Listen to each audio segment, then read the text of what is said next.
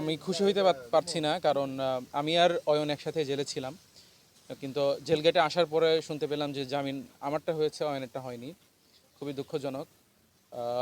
কালকে যখন আমরা বিকাল 5টা পেরিয়ে গেল এবং পেরিয়ে যাওয়ার পরও যখনও অয়নকে কোর্টে প্রডিউস করা হলো না, তখন এটা যেটা মুসা ভাই বলছিলেন যে আন্তর্জাতিক আইনের পরিপন্থী, মানবাধিকার পরিপন্থী, সেটার বিপক্ষে আমি একটি সংবাদ সম্মেলনে ডাক দিই। এবং ডাক দেওয়ার পরে সেখান থেকে আমি সংবাদ সম্মেলন করতে গেলে সেখান থেকে পুলিশ আমাকে অ্যারেস্ট করে।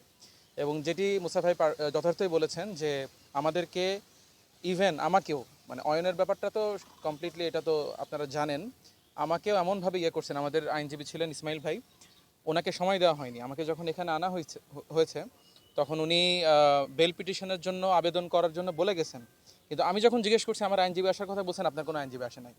সো কমপ্লিটলি মিথ্যা তথ্য আমাকে দেওয়া হয়েছে এবং তারপরে আমাকে জেলে নিয়ে যাওয়া হয়েছে। তো আমি এই যে ঘটনা, এটা তো হচ্ছে আমাদের সাথে, এটা জাস্ট বলা যেতে পারে খুব কমই হয়। তো সেখানে সাধারণ নাগরিকদের অবস্থা যে কতটা করুণ এবং তাদেরকে কতভাবে আজকে জেলের মধ্যে, জেলের কর্মকর্তা, জেল পুলিশ যারা আছে, তারাই আমাকে বলতেছে যে ভাই আপনাদের তো একটা প্রভাব আছে, নানা কারণে আপনি স্বল্প সময়ের মধ্যে বের হইতে পারতেছেন, কিন্তু অনেককে পুলিশ জাস্ট তুলে এখানে দিয়ে যায়।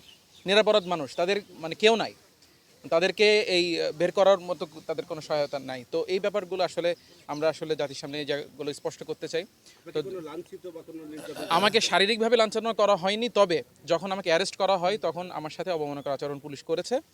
আপনারা দেখেছেন আমার হাত থেকে তারা ফোন কেড়ে নেয় এবং তারা অনেকটা তুই তোকারির মতো করে আচরণ করে, যেটা আমার লাইভে আছে, আপনারা দেখেছেন।